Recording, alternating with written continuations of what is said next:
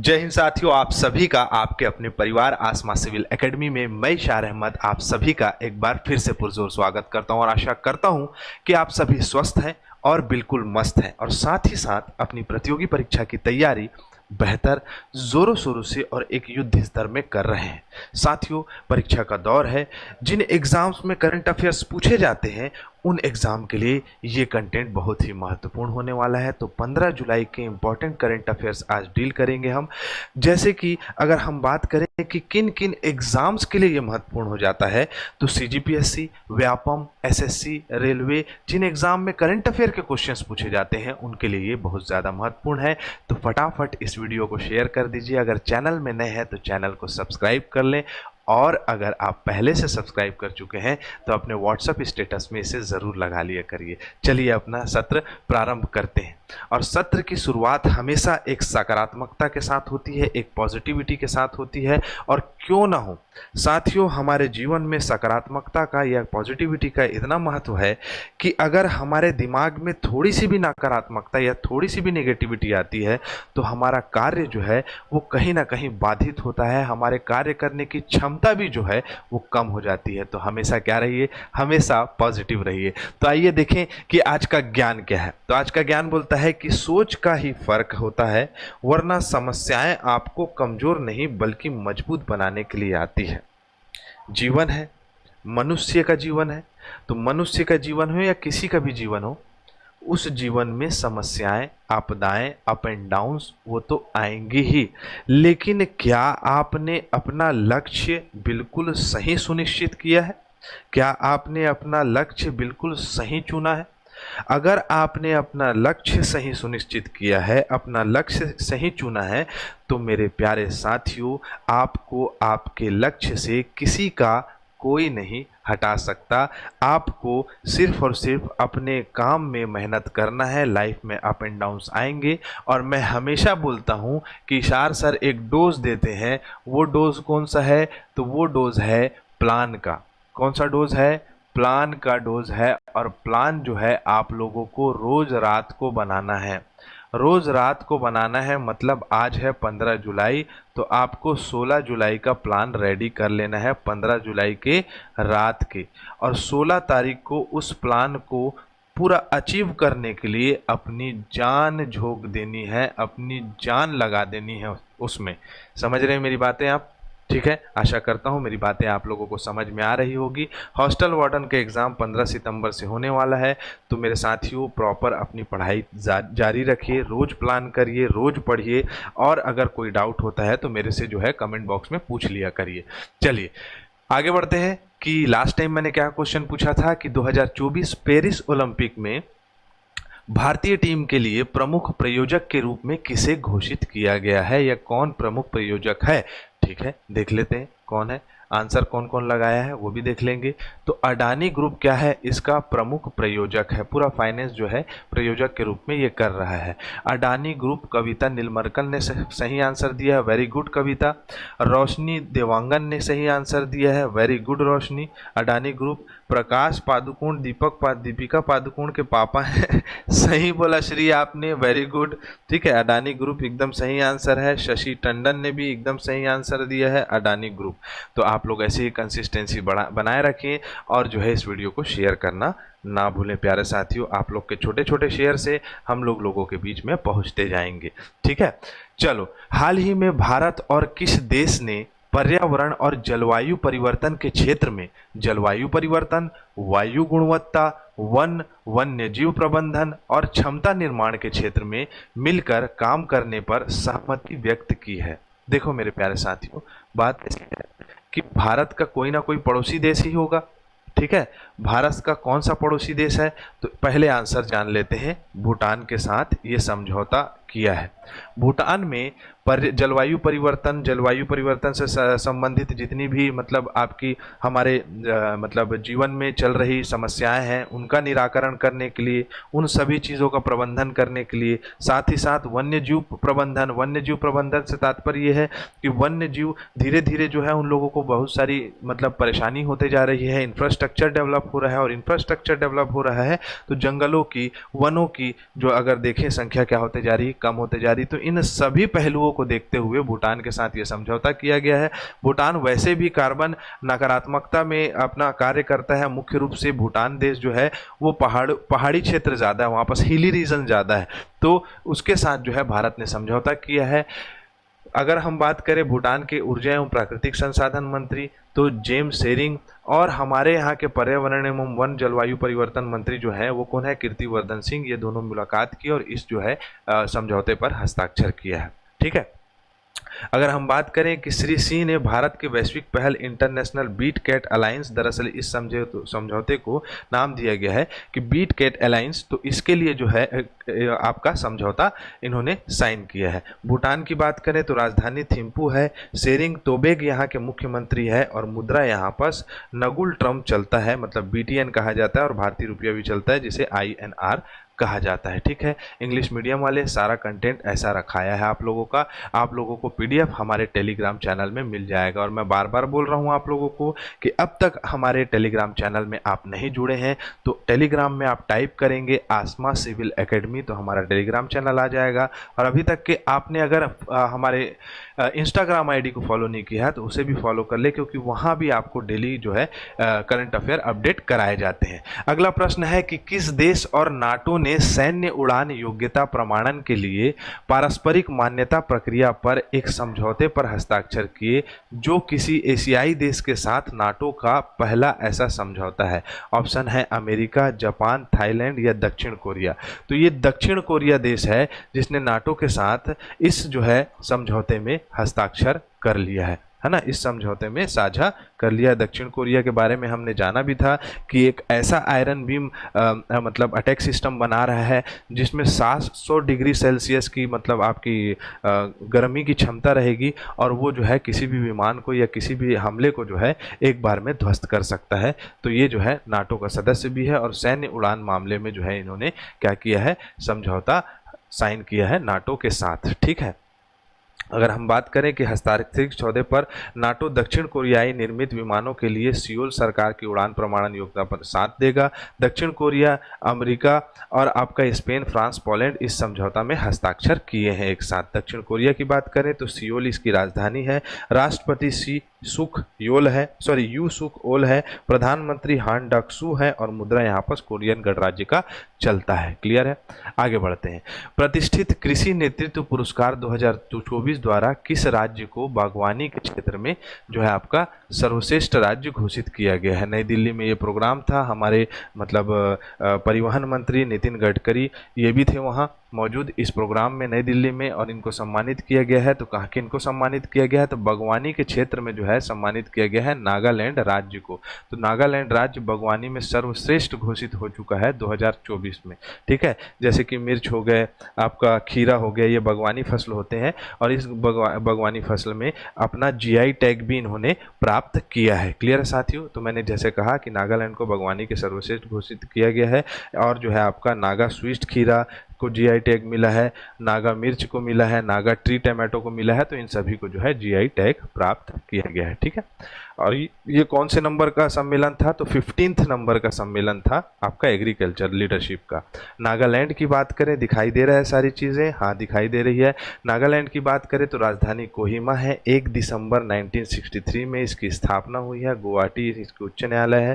क्षेत्रफल देख सकते हैं, जनसंख्या देख सकते हैं। फिर उसके बाद अगर याद करने वाली बात हुई तो क्या है, यहाँ की ऊंची चोटी लिखाया होगा, सर्वोच्च चोटी जो है वो क्या है, तो माउंट सरामती है। हार्नबिल उत्सव यहाँ मनाया जाता है। भारत का पूर्वोत्तर राज्य का ये जो है आपका राज्य है। साथ ही साथ अगर बात करें तो किस देश के साथ ये अपनी सीमा का साझा करता है, तो ये जो है म्यांमार के साथ अराकान योमा पर्वत, यहाँ पर आपको मिलेगा क्या, अराकान योमा पर्वत, अराकान योमा पर्वत है ना। अराकान योमा पर्वत में जो है ये आपको क्या मिलेगा, यहाँ ये पर्वत चोटी मिलेगी। चले बाबू तैती जाना रे, अरे नाराज हो जाता है बेटा, याद रख लेना है, नया नया है ना। ठीक है। अराकान योमा पर्वत श्रृंखला से इसका बॉर्डर लगता है। नागालैंड के नीचे मणिपुर मिलेगा आपको, इसके ऊपर अरुणाचल प्रदेश मिलेगा। नागा पहाड़ी यहाँ पर जो है मुख्य रूप से काफ़ी अच्छा हिल स्टेशन है। इसकी राजधानी कोहिमा है। ठीक है, राजकीय पशु क्या है यहाँ का, तो सीरो है। राजकीय वृक्ष क्या है, तो आल्डर वृक्ष होता है। एल्डर वृक्ष भी कहा जाता है इसको। मुख्य रूप से ईसाई लोग जो है यहाँ निवास करते हैं, ईसाई सबसे ज़्यादा है। और सब अगर देखें जनसंख्या वृद्धि की बात करें 2011 की, तो यहाँ जनसंख्या वृद्धि दर जो है वो सकारात्मकता ना होकर माइनस में थी। क्लियर है, तो आप लोगों को ये याद रखना है। आगे बढ़ें, चलो। बहुत सारी पहाड़ियाँ हैं, जैसे बताया मैंने, नागा, नुबई नागा, आगामी, मिकिर, चांग, सुमी, और ये जनजाति भी है और इनके नाम से पहाड़ियाँ भी यहाँ आपको मिलेगी। ठीक है, दिल्ली विश्वविद्यालय के विधि संकाय द्वारा किस प्राचीन ग्रंथ को जो है पढ़ने के लिए स्टार्ट किया जाएगा, यहाँ पर जो है भी ये बात रखी गई है। तो मैं आप लोगों को बता दूं कि आपका सनातन धर्म या हिंदू धर्म का अगर संविधान कहा जा सकता है या नियमावली का बुक कहा जा सकता है, जिस प्रकार से इस्लाम में अहदीस होता है, वैसे ही आपका सनातन धर्म में जो है मनुस्मृति है, नियम कायदे कानून की पुस्तक है, उसको पढ़ने के लिए पहल किया गया है। एलएलबी के छात्र, एलएलबी मतलब कि आपका एलएलबी में जो बच्चे होते हैं ना, स्टार्टिंग में जो जाते हैं सीधा, मतलब आपका लॉ करने के लिए, उन लोगों के सिलेबस में इसको एडिट करने के लिए मांग की गई है। ठीक है, आगे बढ़ें। ये प्राचीन ग्रंथ दिल्ली विश्वविद्यालय द्वारा विधि संकाय में शुरू की जाएगी, जिसके अभी विचार विमर्श चल रहा है, लेकिन में भी जो है ये स्टार्ट हो जाएगा। मनुस्मृति क्या है, हिंदू धर्म के अनेक धर्म शास्त्रों में से एक अनेक विधिक ग्रंथ और संविधान से मनुस्मृति है। बताया मैंने कि मनुस्मृति क्या है, वो हिंदू धर्म का संविधान है। इस ग्रंथ में मानव धर्मशास्त्र मनु नियम भी कहा जाता है। चूंकि यह ग्रंथ पद्य में लिखा गया है, इसलिए मनुस्मृति शब्द का उपयोग किया जाता है इसके लिए। बेसिकली इसमें सारे नियमावली दिए हुए हैं। ठीक है, आगे बढ़े, चलो। अब यहाँ पर आपको मिलेगा क्या, तो इंग्लिश मीडियम वाला कंटेंट है, ये आप स्क्रीनशॉट ले सकते हैं, पढ़ भी सकते हैं। अब यहाँ पर हमें याद रखना है कि प्राचीन इतिहास के प्रमुख लेखक एवं उनकी किताबें, जैसे मुद्रा राक्षस, ये एंशियंट हिस्ट्री में जो है आपका इसे मुख्य रूप से लिखा गया है ना। तो एंशियंट हिस्ट्री वाला पोर्शन का भी पढ़ेंगे, लेकिन ये प्रश्न सीधा सीधा मोस्ट इंपॉर्टेंट है बेटा, याद रखना, वेरी वेरी इंपॉर्टेंट, 3 स्टार लगा लो इसमें। यहाँ से प्रश्न सीधा सीधा पूछता है। मुद्रा राक्षस विशाख दत्त ने लिखा है, राज तरंगिनी कल्हण ने लिखा है, गाथा सरित सागर जो है सैब सोमदेव ने लिखा है, कामसूत्र वात्स्यायन ने लिखा है, प्रश्नोत्तर मलिका जो है अश्वमेध नृपतुंग ने लिखा था, सही है। स्वप्न वासुदत्ता भास ने लिखा है, बुद्ध चरित अश्वघोष ने लिखा है, नाट्यशास्त्र भरत मुनि ने लिखा है, अभिज्ञान शकुंतलम विक्रमो और सीएम रघुवंशम ये कालिदास ने लिखा है। ठीक है, भारत के शेक्सपियर, अमर कोसा अमर सिन्हा ने लिखा है। ठीक है, अमर सिम्हा है ना, सिन्हा नहीं सिम्हा। पंच सिद्धांतिका किसने लिखा है, तो वराह मिहिरा ने लिखा है। वृहद सिद्धांतिका आर्यभट्ट ने लिखा है। सूर्य सिद्धांत आर्यभट्ट ने लिखा है। आर्यभट्टियम जो है वो आर्यभट्ट ने लिखा है। ठीक है, पंचतंत्र विष्णु शर्मा ने लिखा है। नीति सागर किसने लिखा है, तो कामबंधक ने लिखा है। एहोल प्रशस्ति रवि कृति की है, 2500 बार प्रश्न पूछा है। इंडिका मेगास्थनीज की है। अर्थशास्त्र कौटिल्य की है, चाणक्य की है। चरक संहिता चरक ने लिखा है। लीलावती भास्कर द्विवेदी ने लिखा है। ठीक है, उसके बाद हर्षचरित कादम्बरी नागानंद और रत्नावली किसने लिखा है, तो बाण भट्ट ने लिखा है। ये सभी प्रश्न को आप चाहे वो सीजीपीएससी ले लो, चाहे आप व्यापम ले लो, चाहे आप एसएससी ले लो, है ना, इसमें जीके वाले पोर्शन में इसको पूछा जा चुका है। एकदम छाट के निकाल के रखा हूँ, इसको याद रखना। पीडीएफ में ये मिल जाएगा, अगर छोटा दिख रहा होगा तो पीडीएफ में आप लोगों को ये मिल जाएगा। क्लियर है, चलें आगे बढ़ते हैं। किस स्पोर्ट्स ब्रांड ने हाल ही में पेरिस ओलंपिक में भारतीय दल के लिए भारतीय ओलंपिक संघ के साथ आधिकारिक फुटवेयर पार्टनर के रूप में अपनी साझेदारी घोषित की है, तो प्यूमा इंडिया ने। किसने, प्यूमा का शूज़ जो है वो आपका बहुत अच्छा रहता है। मैं प्रचार प्रसार नहीं कर रहा हूं, लेकिन जितने भी पुलिस वाले दौड़ रहे हैं, जितने भी रनिंग करते हैं, या जितने भी लोग जो है आपका फिटनेस से संबंधित है, वो इसको यूज़ कर सकते हैं। बहुत अच्छा जूता होता है, लेकिन बहुत महंगा मिलता है। तो आप सेगा से या गोल्ड स्टार से काम चला सकते हो। समय आने पर नौकरी लग जाएगा तो प्यूमा क्या सीधा जो है आपका एसिक्स खरीदना। ठीक है, चलो। प्यूमा इंडिया ने भारतीय ओलंपिक संघ के साथ साझेदारी की है। ठीक है, और क्या नारा लगाया है, मतलब नारा इन द सेंस कि क्या अभी हैशटैग चलाया है, see the game live we do. ये इन्होंने क्या किया है, अभी हैशटैग चलाया है। स्थापना 1948 में हुआ था। रुडोल्फ डेस्लर इसके जो है आपके संस्थापक है। मुख्यालय का है, जर्मनी में है। सीईओ कौन है, तो आपका अर्ने फ्रेंट इसके सीईओ है। क्लियर। हाल ही में क्रिकेट के इतिहास में 200 विकेट और 6000 रन बनाने के डबल हासिल करने के खिलाड़ी किसको मिली है ये उपलब्धि, ये ऐसा प्रश्न पूछ रहा है। तो इससे फर्क पड़ता है क्या, कौन है, आप जान चुके होंगे, बेन स्टोक। बेन स्टोक जो है इस आपके खेल में शामिल हो गए। इससे पहले जैक कॉलिस और जो है आपका, इससे पहले भारत के आपके क्या नाम उनका, कपिल देव साहब, ये लोग सब थे। सबसे पहले कौन थे, तो सबसे पहले खिलाड़ी थे वो थे आपके सोबर्स, है ना, सोबर्स नाम के खिलाड़ी थे। वो इस मतलब आपके अचीव किया था उन्होंने ये रिकॉर्ड। फिर उसके बाद है नम्मा मेट्रो। नम्मा मेट्रो का नारा लगाती थी ये महिला, अभी जो है 57 साल की उम्र में इनका निधन हो गया। क्या नाम है इनका, तो इनका नाम है अपर्णा वास्तरे। क्या नाम है, अपर्णा वास्तरे। अपर्णा वास्तरे जी जो है वो अभी हाल ही में इनका निधन हो गया। 57 साल की उम्र में इन्होंने जो है आपका नम्मा मेट्रो से तात्पर्य है कि आपका बेंगलोर का जो मतलब आपका मेट्रो है उसको कहा जाता है। ठीक है, तो इनका निधन हो गया है। इनकी सारी जीवनी है जिसके बारे में आप जान सकते हैं, पीडीएफ फॉर्मेट में देख लीजिएगा। ठीक है, आगे बढ़ें। अगला है, हाल ही में किस विश्वविद्यालय के शोधकर्ताओं ने कहा गया भाई, ठीक, चलो, हाल ही में किस विश्वविद्यालय ने शोधकर्ताओं ने ग्रीनलैंड और कनाडा के बीच एक नए सूक्ष्म महाद्वीप की स्थापना की है। देखो, ये जो डर्बी विश्वविद्यालय है और उस्पाल विश्वविद्यालय, इन दो विश्वविद्यालय के जो है आपके छात्राओं ने, मतलब छात्रा नहीं सिर्फ छात्राओं ने, यहाँ की जो टीम ने बेसिकली कहा जा सकता है, एक नई महाद्वीप की स्थापना की है। सूक्ष्म महाद्वीप की संज्ञा दी है। मात्र 16 से 19 किलोमीटर का जो है आपका इसका एरिया है, मतलब 19 से 24 किलोमीटर का, क्षमा चाहूँगा। और ये जो है आपका कनाडा और ग्रीनलैंड के बीच में बेसिकली मिला है। और कहा जा रहा है कि ये 30 मिलियन ईयर्स पहले का जो है आपका इसका निर्माण हुआ है बेसिकली। और आपने जो है आपका अल्फ्रेड वैगनर का महाद्वीपीय विस्थापन सिद्धांत सुना होगा, उस घटना से जो है इसे रिलेट किया गया। ठीक है, जैसे कि हमारा भारत का महाद्वीपीय विस्थापन सिद्धांत के तहत भारत का जो हिमालय है ना, हिमालय का निर्माण हुआ। और भारत जो है वो पहले कहाँ था, तो अफ्रीका महाद्वीप के अंदर में के साथ जुड़ा हुआ था। फिर वो उत्तर की ओर आगे बढ़ा, और उत्तर की ओर आगे बढ़ने के बाद जो है वो किससे टकराता है, तो आपका यूरेशियन प्लेट से टकराता है। और यूरेशियन प्लेट से टकराने के बाद जो है हिमालय का निर्माण होता है। उसी प्रकार का सिद्धांत इसमें इन्होंने दिया है। ठीक है, आगे बढ़े।